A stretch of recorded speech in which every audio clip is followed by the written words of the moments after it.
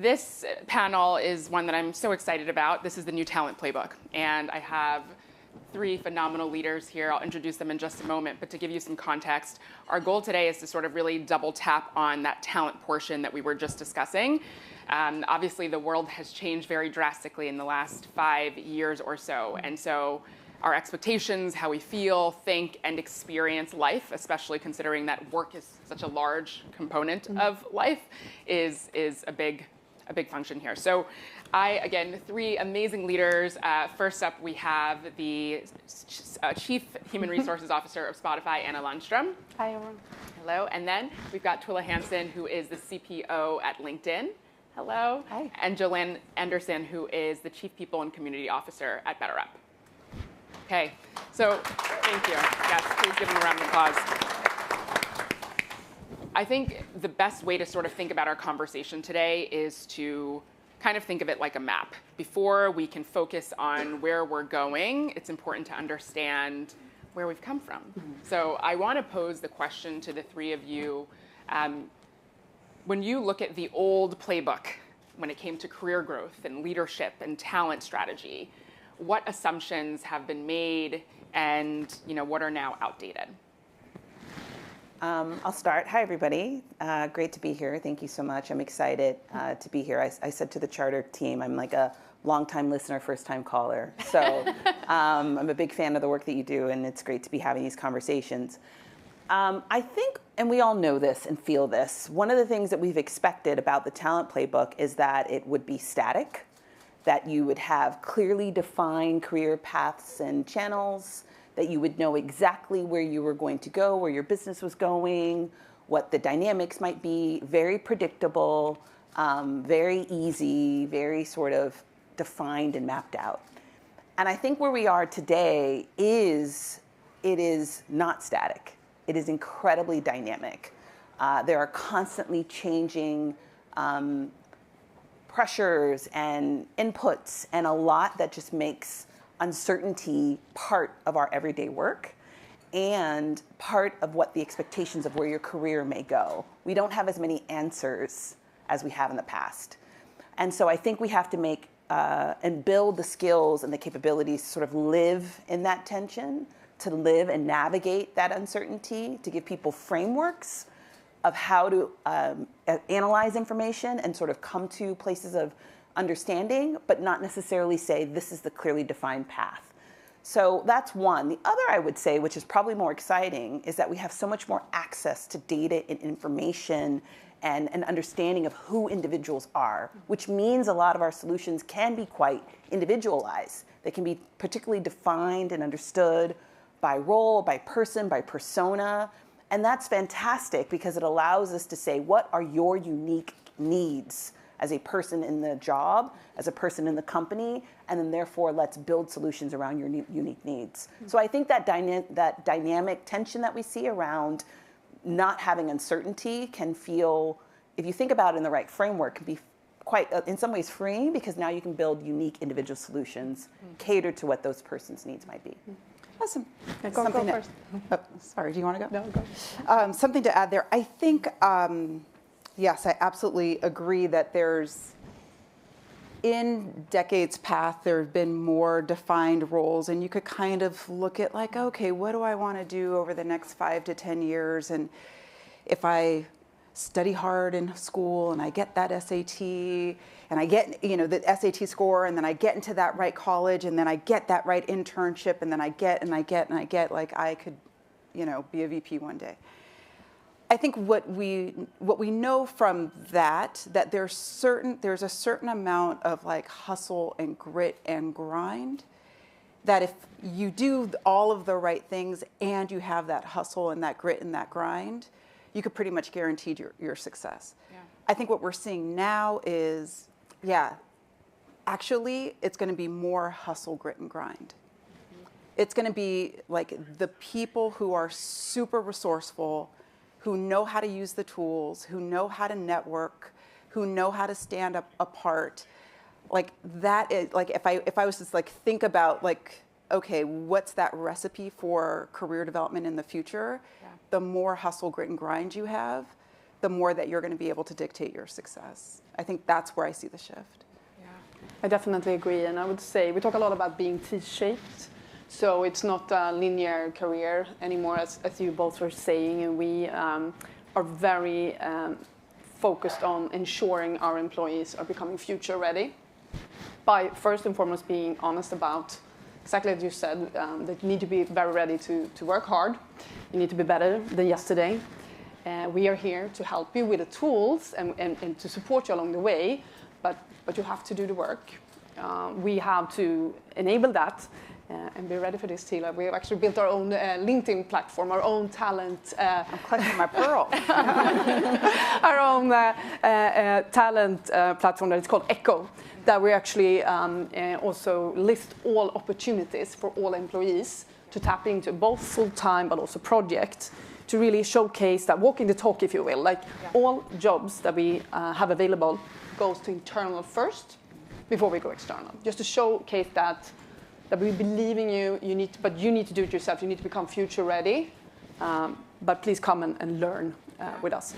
Thank you. I'm hearing a few different components here. I think first there is uncertainty, which is just the norm, like that is life today. And then you have people who need to have a certain skill set, and part of that skill set is grit, curiosity, the ability to sort of push yourself beyond what is standard or what you think you've seen in the past. And then the other thing that I'm hearing that I think is really interesting and important is just the role that a company plays in enabling people to be able to be set up for success in that environment. And so I'm going to hear from all of you, but Twila, I want to double tap just thinking about LinkedIn and what LinkedIn does in the world. And what I'm curious is, from your perspective, does this new sort of recipe require a rewrite, or is it a reinvention about how we think about talent strategy? Yeah, the way that I think about it, I think there's a lot of things that need to be rewritten. Yeah. If you think about how we set compensation, how we performance manage, how we think about a job family, right? How we workforce plan. All of those things, we need to rewrite them. I think we're seeing, that the need, there's going to be less of a need for deep specialization, right? Because the tools are just great that we have available to us, and they're getting better, right? Like what I thought was great yesterday, it's even better today. So it's more of like, who are your generalists? Who are your athletes? Who are the people who are system thinkers? They could see end to end. And so when it comes to what it means to be a successful professional worker in the world, that needs to be completely, that's where it's not just a rewrite, that's like an overhaul. Yeah. And then thinking about, okay, how do then teams form and then teams not form? The traditional pyramid structure, do you need that anymore when you don't have deep specialization? Needing there to be more intellectual curiosity and, sort of like agency within organizations, right? For the first time, you have a lot of people who are going to have a ton of agency. So I think that's going to require a transformation. So I think it's a little bit of both. Yeah. Jolene, how are you seeing things when it comes to that shift internally? Like, is BetterUp sort of thinking about how we bring everybody along for the journey in this shift, and what does that look like? Yeah.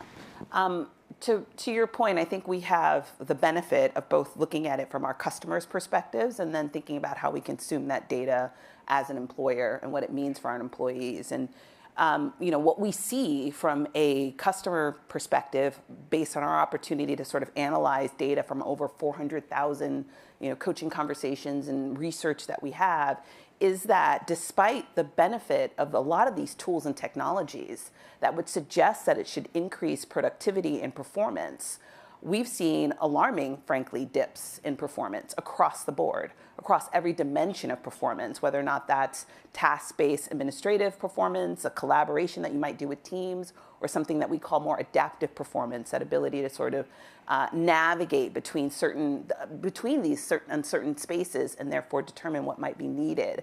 And the reason why we see these alarming dips in performance and at a $2.2 trillion cost in the market is because I think people don't have the framework and the skill set and the ability to understand how to navigate and be in those spaces of what is the new framework? How do I consume these tools and technologies in a way that make me better? Instead, there's a lot of resistance, there's still fear, there's still change management concerns. And so I think the new framework does require us to get to the individual level and have solutions defined at the individual level that help them understand and navigate and build the right mindset and skill set to consume these new tools. Because otherwise, honestly, they're not having the impact that you think. So that's something that we work with our clients and customers to do. And because, again, we're better up, we happen to have the benefit of our tools, we use those tools with our own team and our talent. So no surprise, we're a coaching platform and company, and our employees are actively engaged in that space. We see ourselves as customer zero in many ways, and trying to understand how can we help our own teams build the skill sets needed to sort of navigate these performance gaps and also understand what's happening from a technology perspective. In addition to solutions like coaching, another thing that we've done in this AI workplace is build something we are calling AI Flight School. We're training AI pilots, and some to even be Top Guns. I can keep going with the analogy. But what we want to do is sort of demystify and take away a lot of that fear that exists when people are faced with new challenges and new tools that may make them feel, am I going to be irrelevant? Is my job at risk? Like all the things that keep people from engaging and the things that are going to actually help them be better performers. And it starts with a sense of play. It starts with a sense of exposure. It starts with giving access to information. So we try to consume our own medicine when it comes to the things that we're doing with our employees to both build the mindset to consume the new tools and technology, but then also build the skills and capabilities associated with it as well.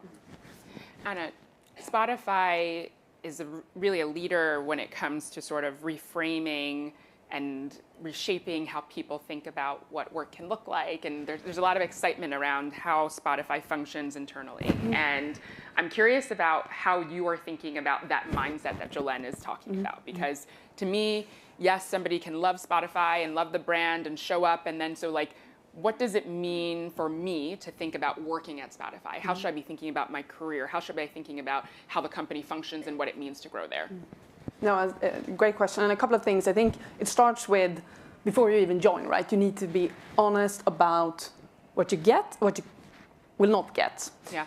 And we've done that for years. So we have a manifesto that's called our band manifesto that is really talking about, you can expect to really move fast here, to really learn and develop. You cannot expect traditional career ladders. So we've been on that for some time, and we are a band. We are a music company, so we say that we're a band.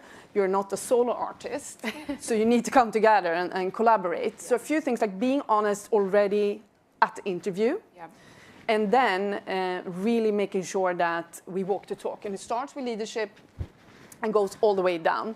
And I would say a typical example right now, so going to what Jolene talked about with AI, is really same thing there. You need to show it from the top. So we're doing a similar thing. We are not just blasting out a broadcasting out an email saying, get on the AI train, that a lot of companies are doing. We're rather saying, AI is here to stay, get future ready, here are the tools. So a few weeks ago, we actually offered a full week to our employees to hack away with AI. Use AI to play, and we offered a set of trainings, a set of tools. Our executive team, including myself, spent hours hacking away, showed it to the org. So here we are, we're like doing the work ourselves, we're walking the talk. It's never been just values on the wall. Yeah, it's so important for people to feel that reality, like feel it very tangibly. This is what it looks like. It's not just about the values, and that absolutely makes sense. I think an area that I want to go to now is exploring what it means to build a career at any of your organizations. So, BetterUp, LinkedIn, Spotify, wildly successful companies, and sure, you have people who are like, I'm happy to work here, I'm proud to work here, I'd even come back. But the other thing that's happening is like that all feels really great when you've got tons of options available to you. It feels totally different when you're like, well, do I feel stuck in this job because it's harder to find a job? You know, is career looking different because the economy is stalled?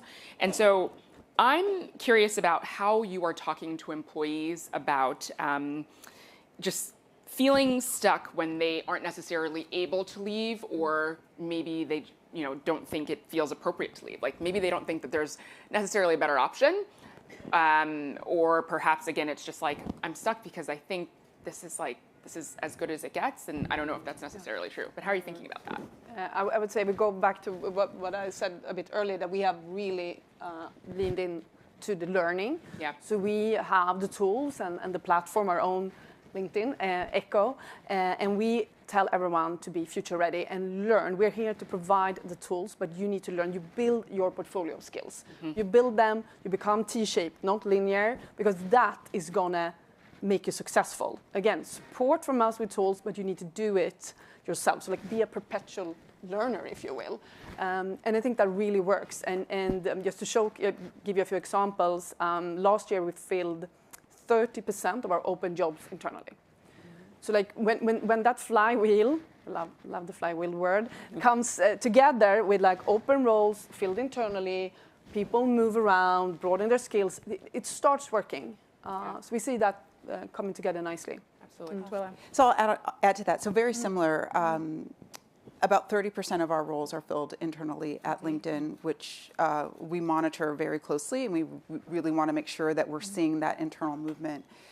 I think for us, we set the expectation that we have a next play culture, and so the expectation is that you're not going to sit in a role and be in that role, into perpetuity. Is that you are looking for those opportunities, that you are having career conversations. We put it within our performance management life cycle that you're having career conversations with your manager, setting the expectation with managers that you're going to have a career conversation about where else in the organization the employee is going to go next, either in the organization or outside of the organization, if that's what's right for the employee. But the idea is that we do have a next play culture where we want people to grow and to learn.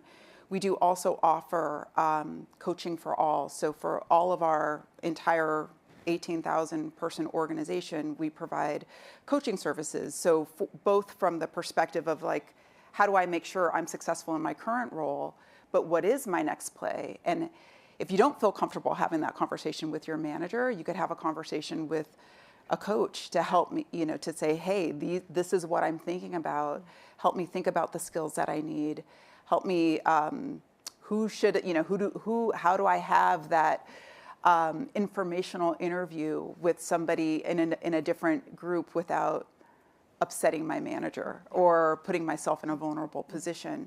So we're trying to think of all of the different resources, conversations, like from an ecosystem perspective in order to foster career growth.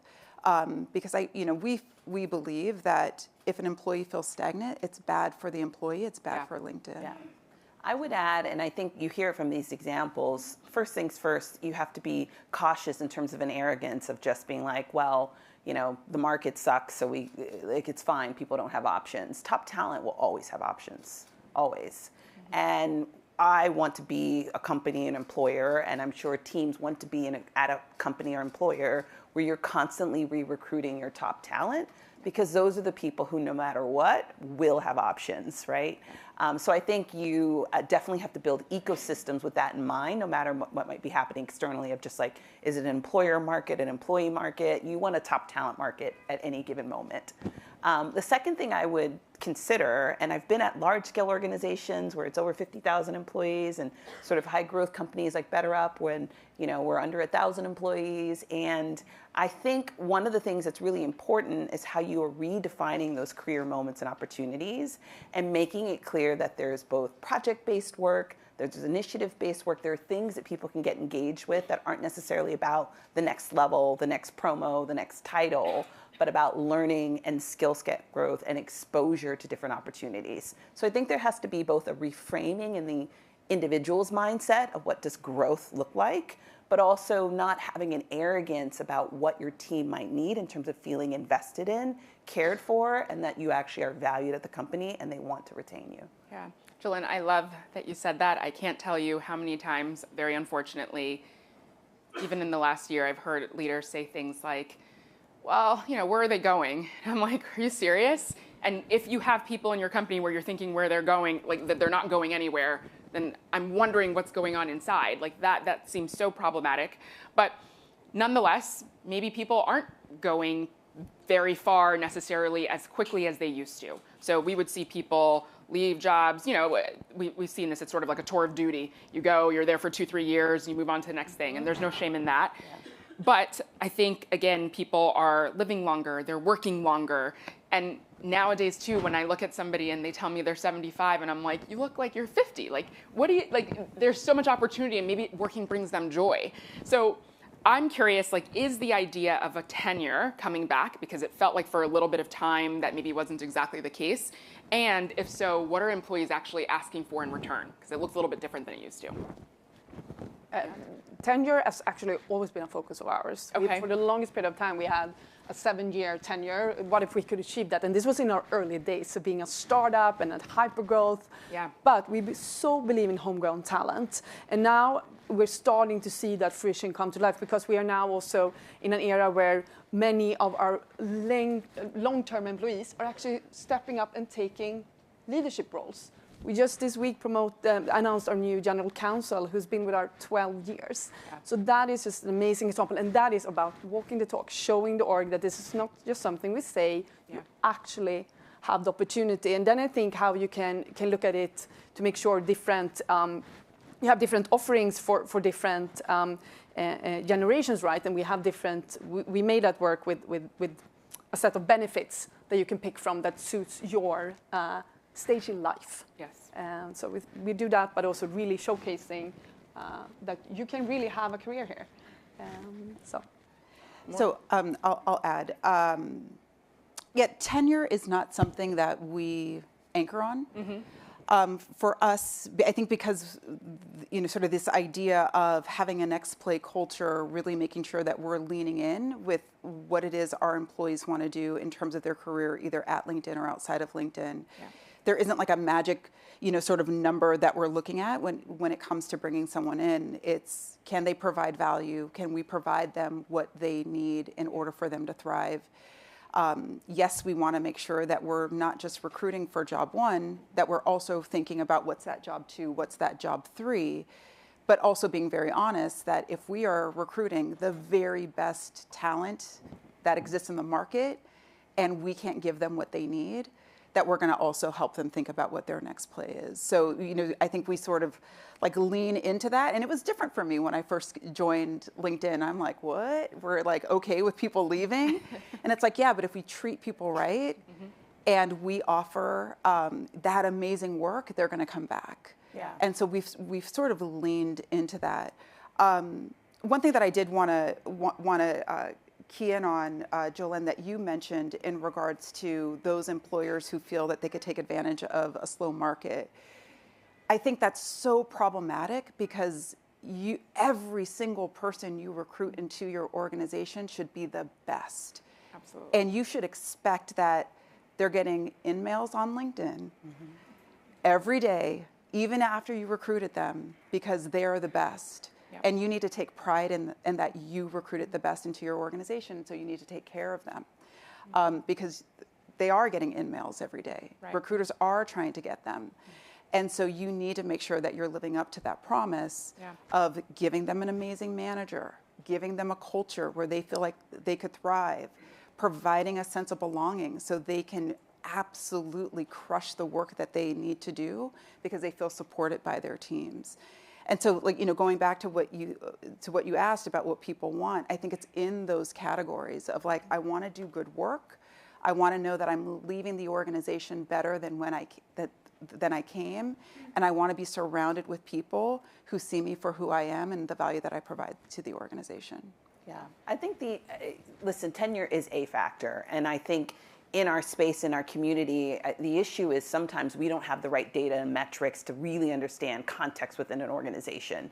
And so we use things as proxies. It might be tenure, it might be average, days in the office, it might be average this. And what we are sometimes struggling with as a people community is, what are the real data and insights that are going to tell me what's happening in my organization and tell me a sense of what the employee experience might be. So tenure is a factor, but I think we actually have to get more sophisticated in our approaches and put context around it. Because there may be some roles where, to your point, an 18-month tenure is fantastic. There are others where that may not be the case. So I feel like we can identify these inputs, but more importantly, we need to get better sophisticated tools that allow us to get the context underneath these high-level metrics that we're sometimes tracking at scale. And I recognize that it can be difficult, but I think the insights and data that we can get more down to the individualized level, more context, help us understand whether or not it's problematic or not.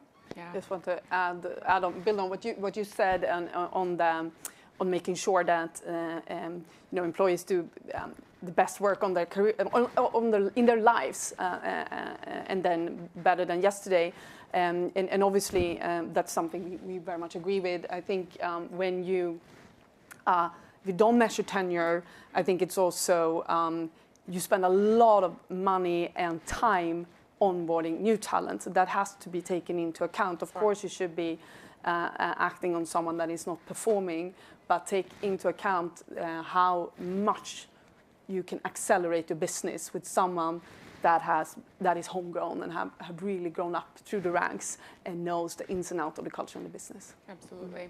I'm hearing in general that what it seems that talent wants from your organizations are, of course, like great managers, hope, possibility, the understanding that there's more for them beyond just that job that they're in the moment. And even if it's not that they're going to stay at the organization forever, that and they won't, most likely, that they feel like they're going to leave with something better than what they came with. But I do think something that has happened in our world, again, in the last 5 years or so, that I find really interesting and tricky, especially from like an advisory perspective at Charter, is that we've sort of over-indexed on sometimes employees almost seeming like they want us to solve all of their problems. For me personally, I'm like, that sounds like a therapy problem. That doesn't sound like your chief people officer's problem. And so I'm curious, like, how are you thinking about that balance between like what is your responsibility and what is not?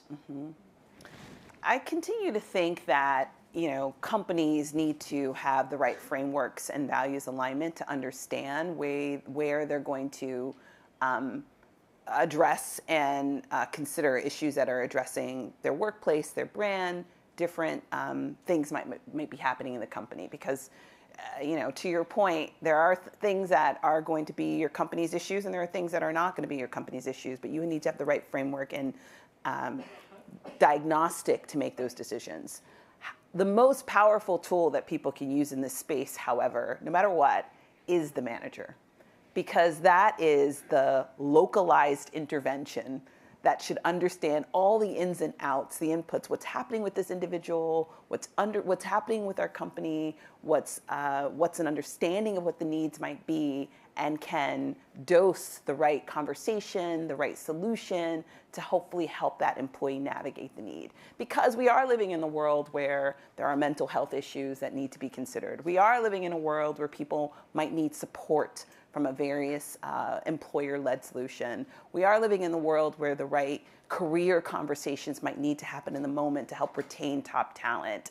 And what we need are managers. And listen, I understand we always say it's the manager, but it is. And I also understand managers are under incredible amount of pressure, and they are. And I also understand that we are asking managers to play player coach roles where they have their own priorities, and we're not just saying, hey, just manage. They have jobs that they have to do as well. I get all of that. But we have to empower and build the skill and opportunity and spaces for them to do that key role, which is to be that localized support for their employees. I agree. And I also do think it's the responsibility of an organization to provide managers with a backstop. Yeah. Yeah, sorry. And for me, I believe that comes through articulating very clearly what your mission, your vision, your culture, your values, like on repeat. Everybody needs to know that. So if you do get something that's sort of out of left field and you're like, what? Like, how did this come to us? You could go back to, this is why we exist. This is the goodness we're putting into the world. This is how we operate. And if it hits the intersection there, then like, yes, let's have a conversation about a new benefit or a new ERG or something that we need to support there. But the further you get away from your mission and vision, I think that provides managers to have that conversation of like, these are outer bounds. Yeah. We're all here, we're all getting paid to really make sure that we are, in support of our mission and vision. Or else I think that managers could feel like they don't have the support and nobody has their back. So I think it's investing in the manager to have those right conversations and to be able to scan what issues are are coming up for employees and that are disruptive, and then also having the mission, vision, culture, and values to rely upon. Right. Plus one to both. We do tailored management training, showing all the managers what we expect from them. What do we expect from a manager at Spotify? And that training evolves as we evolve as a company. Right. Also, but we also are extremely transparent as an organization. It starts with the top, with the leadership talking about this is the expectation, this is where we're going. We talk a lot about disagreeing is okay, but you need to commit. Disagree and commit. And before, I think it was a bit more of compromising. Now it's conversational.